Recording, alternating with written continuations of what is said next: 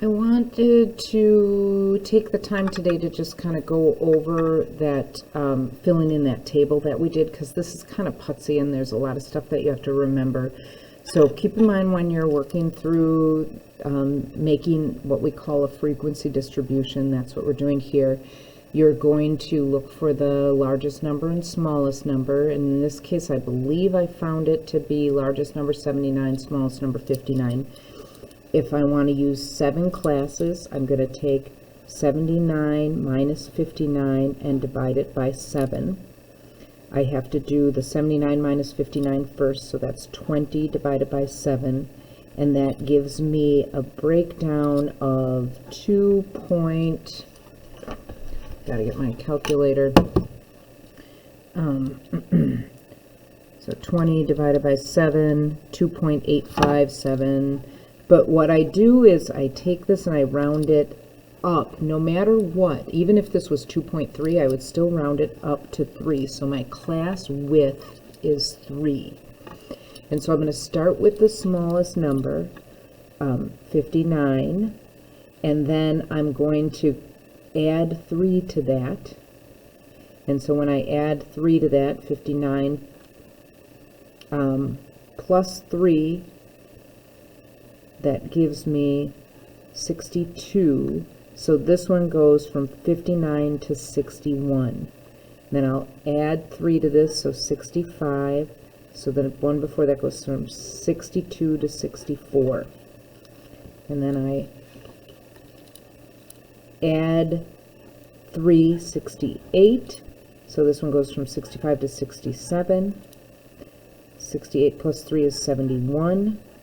So 68 to 70, add 3 is 74, so 71 to 73.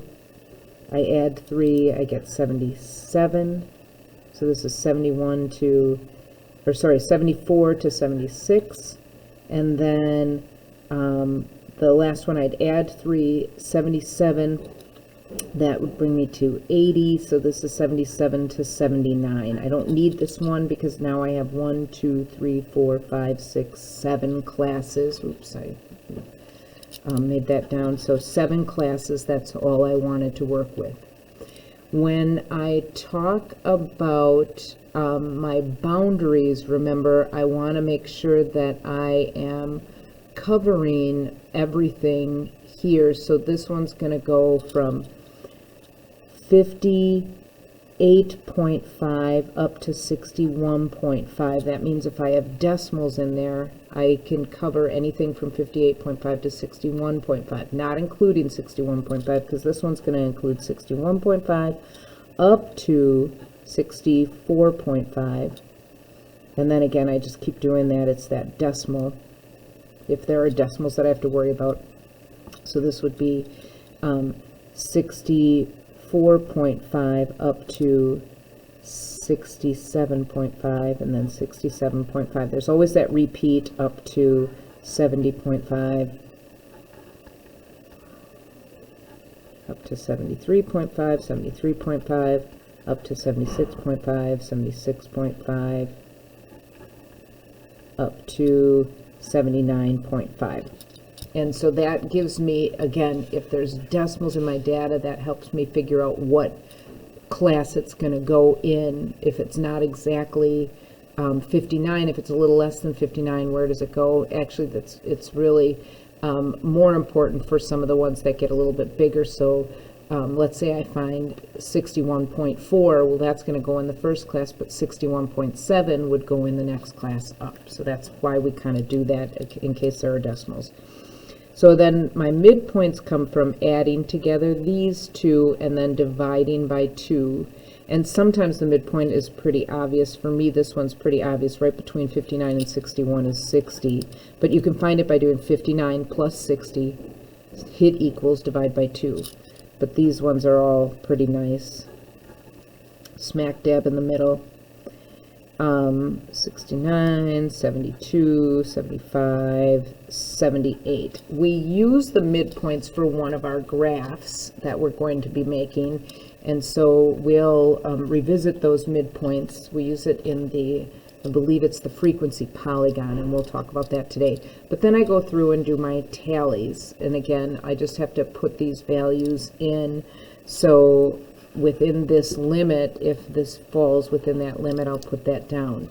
So 59 to 61, I'm going to go, I've got a 60, I've got a 74, a 71, 68, 67, 72, then I have two 69s and a 71, I have 68, 69, and a 71. I'm kind of doing them out of order. I was trying to kind of do them quick. Then I have a 65, 62, 72,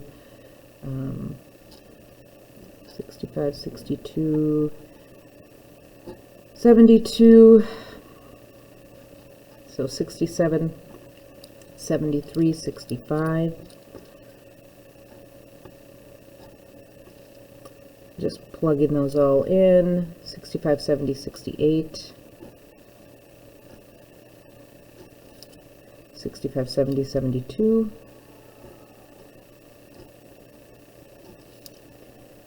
Um, 79, 70, 76.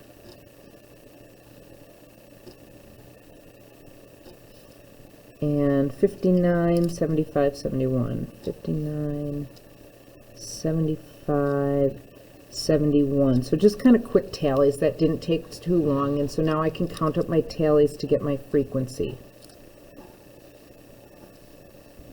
Looks like 8, 3, and 1. And then my cumulative frequency is when I combine them cumulatively. So I'm going to start with 2, and then I do 2 plus 1, then I do 3 plus 6, 9 plus 9, 18 plus 8, 26 plus 3, 29 plus 1, and what I should have when I'm done is the same amount of datas that I had up in the front, the data numbers that I have in front. So I have 3, 6, 9, 12, 15, 18, 21, 24, 27, 30, and I do. So I know I didn't miss anything because I've got all 30 datas in there.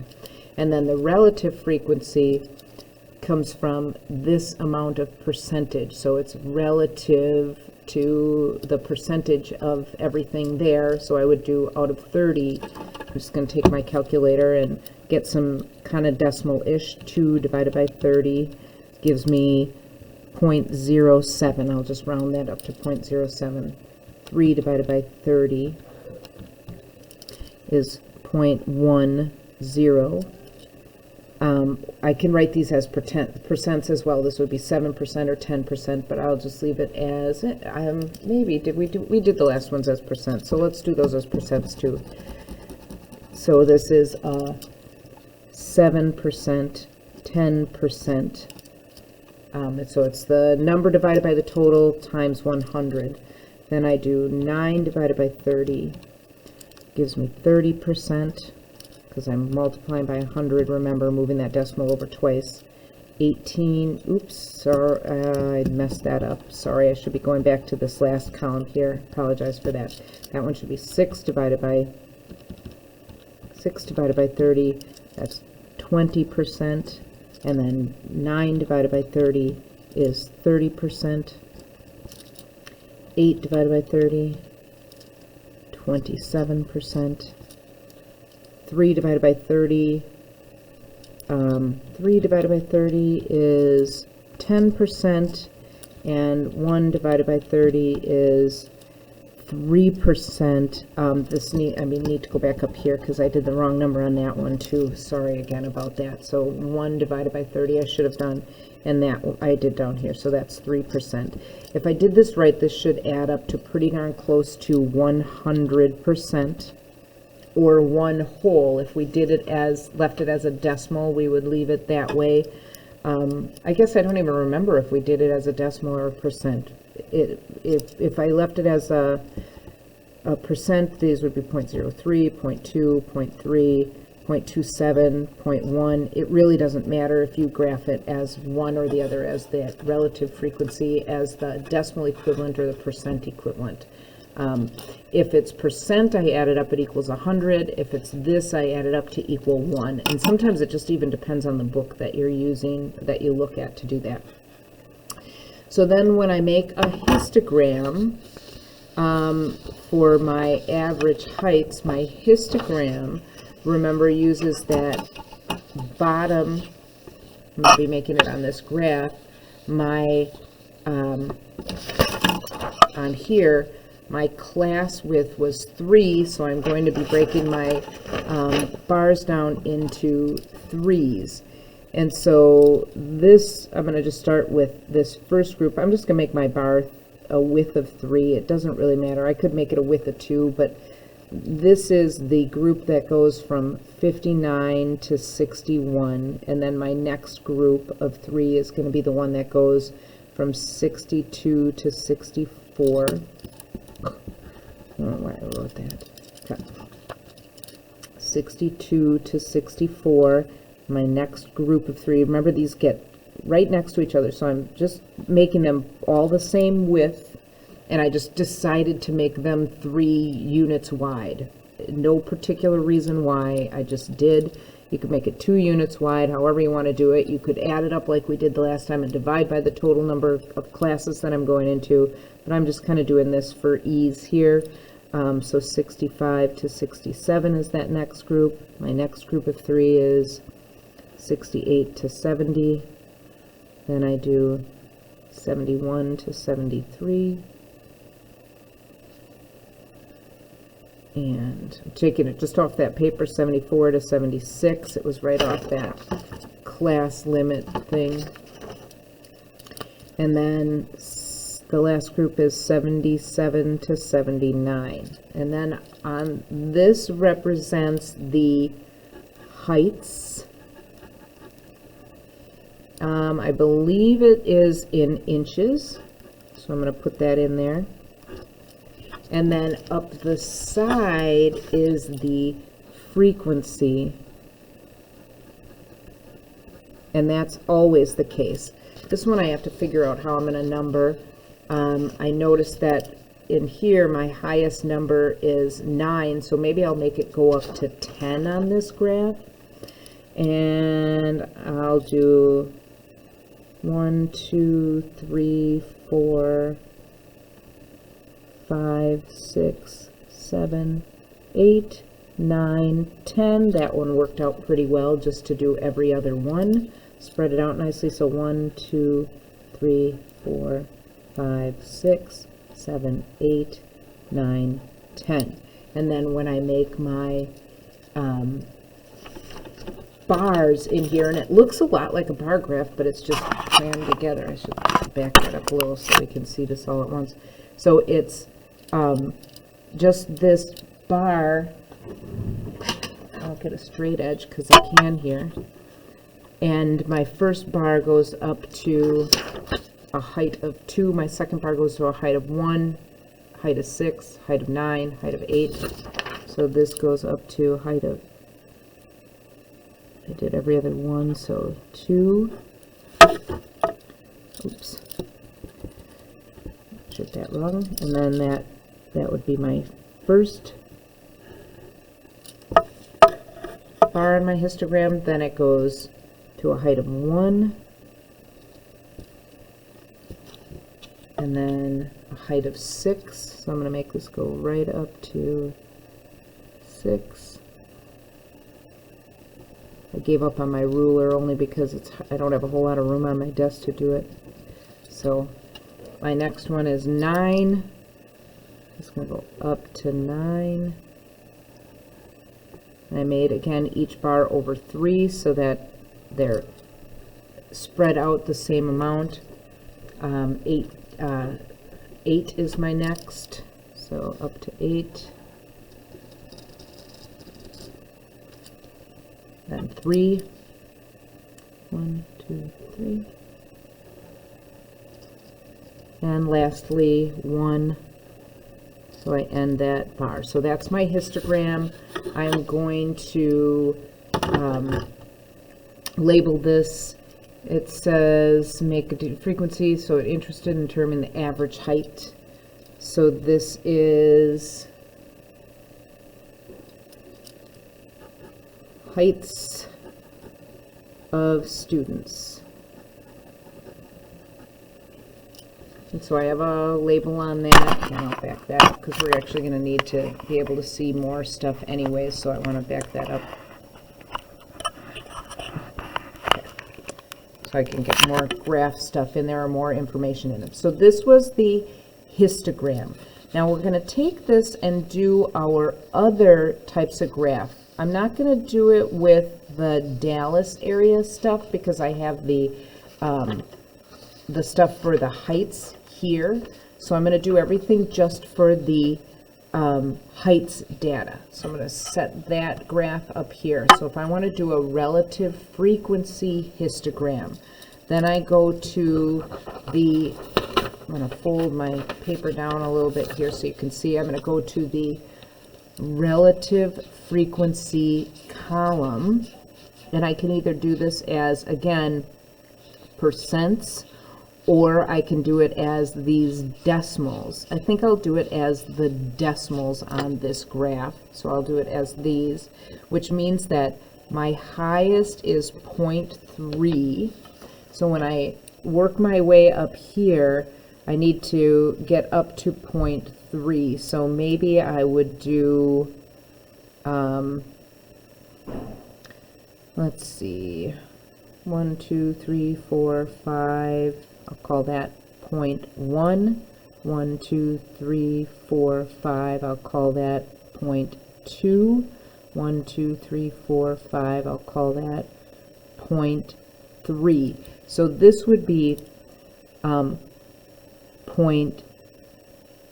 0.04, 0.06, 0.08. You don't necessarily have to write that down, but that's what those values would be. So this would be 0.12, 0.14, 0.16, 0.18. Again, don't necessarily write it down, but that's what the breakdown is, so that when I'm plotting those, I can approximate where the heights are.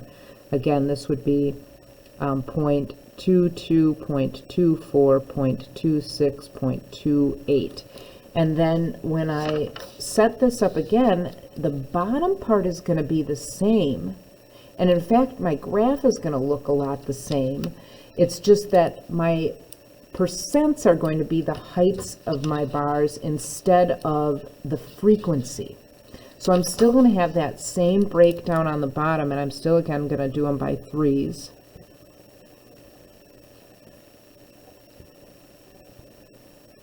So again, I'll have 59 to 61, 62 to 64. I'm just taking the last graph we did and copying that down.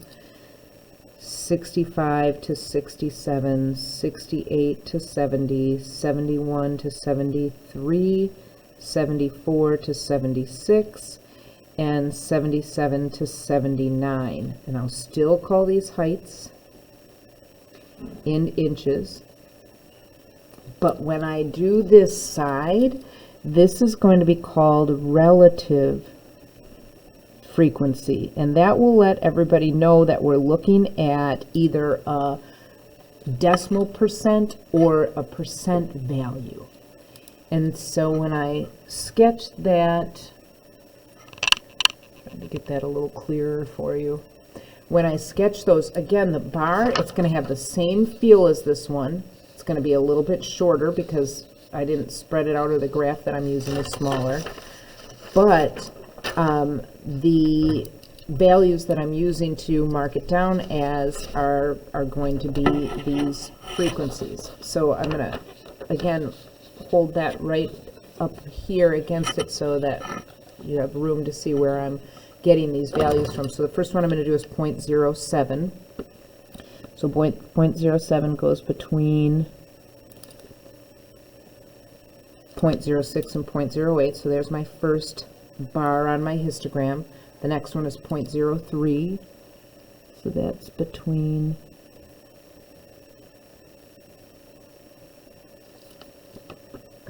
Okay, next bar. Then I'll do 0.2, so this will go all the way up to 0.2.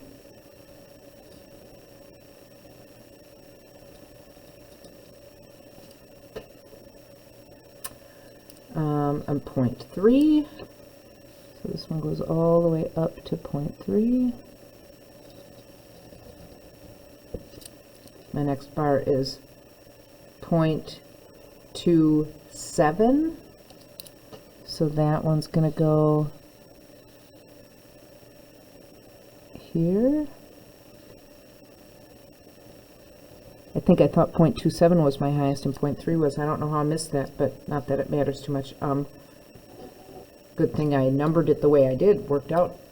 Then I do 0.1, so my next bar goes up to 0.1.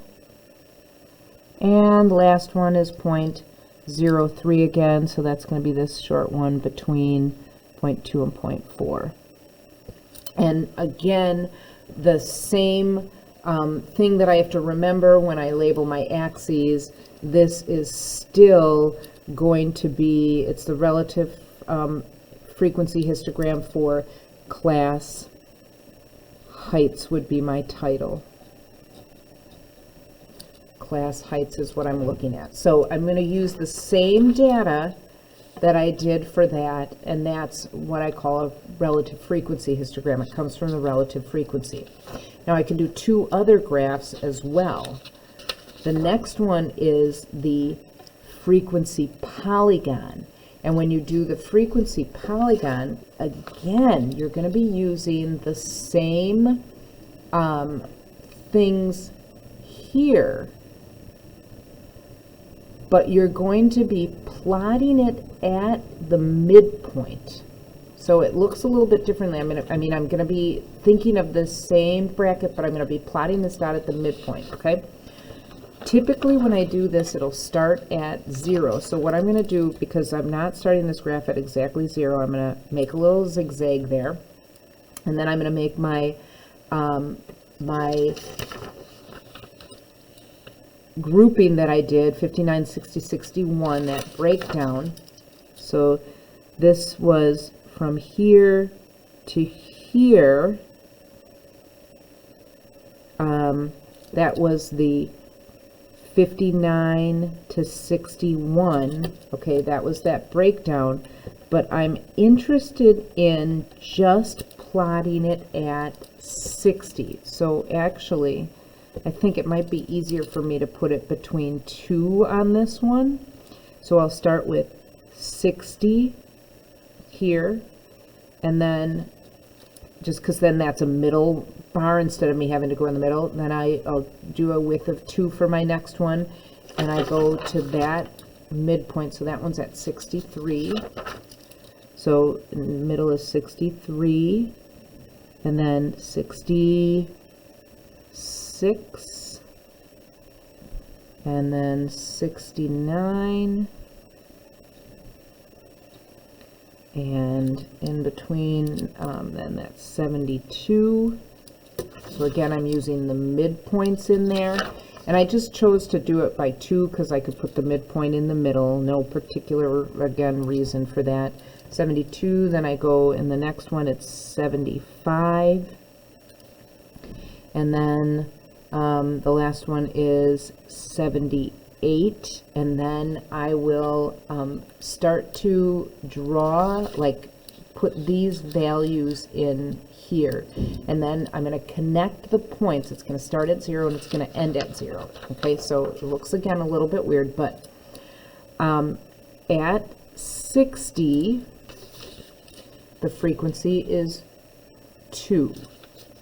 So I will go, I've got to number this up. My highest again was 30, so I'm going to see what I can do here.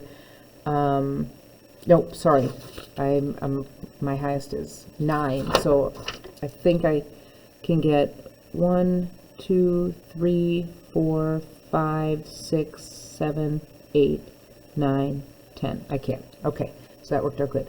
So my midpoint 60 goes to 2, that frequency of 2. So 60 goes up to 2. And then 63 to 1. 63 to 1. And it's sort of just like making these points on here. Then I do 66 to 6. 66 to 2, 3, 4, 5, 6. 69 to 9. Goes all the way up here to 9. I think I did 1, 2, 3, 4, 5, 6, 7, 8, 9, 10. I should number those better. I don't know why I didn't. No reason. And then 79 or 72 goes to 8. So I use the midpoints to find those values there. 75 goes to 3. 3. And 78 goes to 1. And then what I do is I start at 0 and I connect up and I fill this in. In fact, I might want to have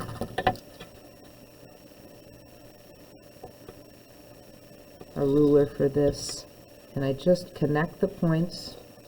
And they call it a frequency polygon because what I do is I make some sort of odd-ish looking shape here.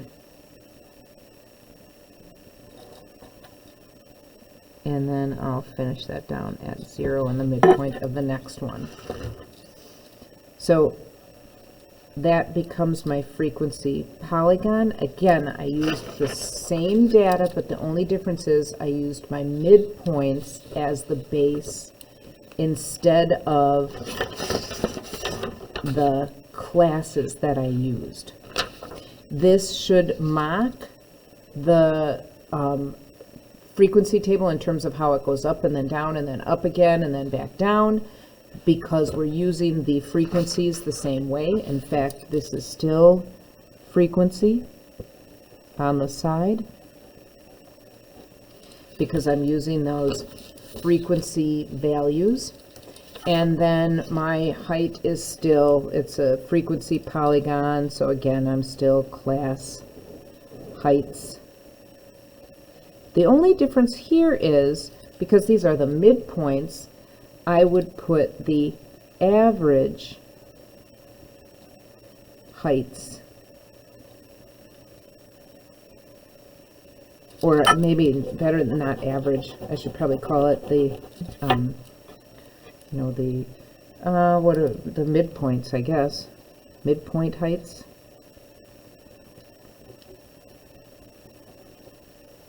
And again, it's in inches. That's my label on that. Looks like I'm running out of ink on my pen. Okay, so that's the frequency polygon. You use the midpoints on your bottom and then make your frequency heights. And then the last one we have, using that same data, is called an ogive. And that really, the ogive is better known as cumulative frequency. And so where the one that we did last, the polygon is going to go up and down, and the frequency, the relative frequency, and the original histogram, they follow up and down. What's going to happen in the cumulative frequency is, as I make my graph, it's going to continue to get higher and higher and higher until it gets to 100%. So when I label this here, or not to, well, 100%, in this case it's going to get up to 30 because that's my cumulative frequency. So when I number these, again, I want to make sure that I can get everything up to 30 in here. 2, 3, 4, 5, 6, 7, 8, 9, 10, 11, 12, 13, 14, 15. So I can safely count by 2s. So 2, 4, 6, 8, 10, 12, 14, 16, 18, 20, 22, 24, 26, 28, 30. That'll get me the cumulative frequency. So on the side I write cumulative frequency. Again, on the bottom, I'm going to be using that same thing that I was using before, my classes, my heights in inches, but this time again, I'm going to go back to not the midpoint, but instead I'm going to be going back to the classes. So I'm going to have 59 to 61, 62 to 64. So a lot of these are kind of the same looking graph. 65 to 67. I chose to go back to the 3 again, just kind of easy to work with. Then I do 68 to 70 and 71 to 73, 74 to 76, and 77 to 79. That's my last of it. And now when I make my graph, this again still is class heights.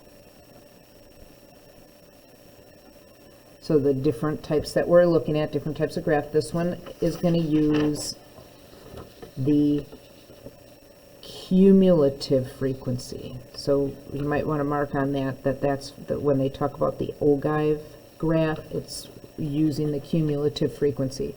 So when I plot this first point here from 59 to 61, I am going to put that in there. I just have to, excuse me. Okay, I'm back. Sorry, I had to pause just because I was like, oh, I think I'm missing something. I need to back this up. We didn't need to write all that. Sorry, I apologize sincerely for that. But what we're going to be doing is just going from the lower end only. So I'm going to, again, make a break in this graph. I'm going to start at my lowest end of 59, and then I'm going to go to the next bracket there. So I'll count over however many. I'm going to still do 3, so 62. Then I'll count over 65. Count over 68, and then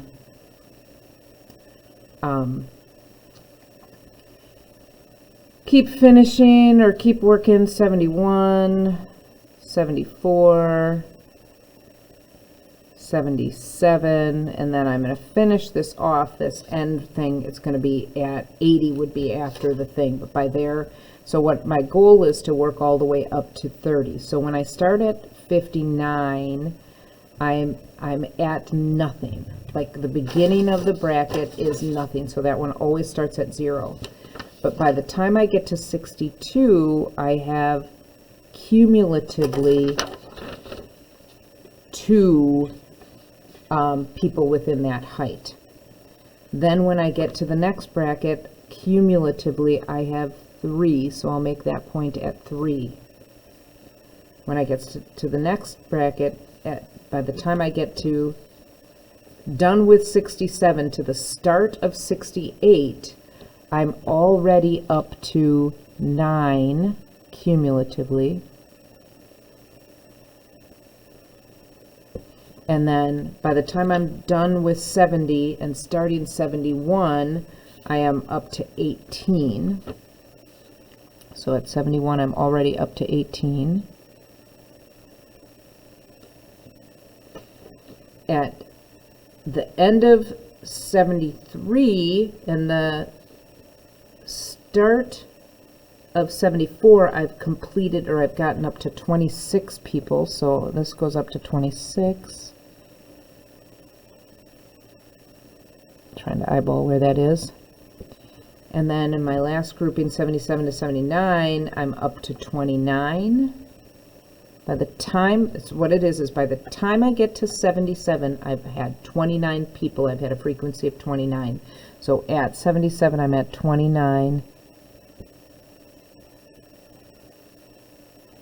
And then by the time I get to that next bracket or past 79 where I'm at 80, I would be at a frequency, and so, or at the top, the max amount, the 30 people that I have. And so this is another one where I connect this as I go and create sort of a curve of growth.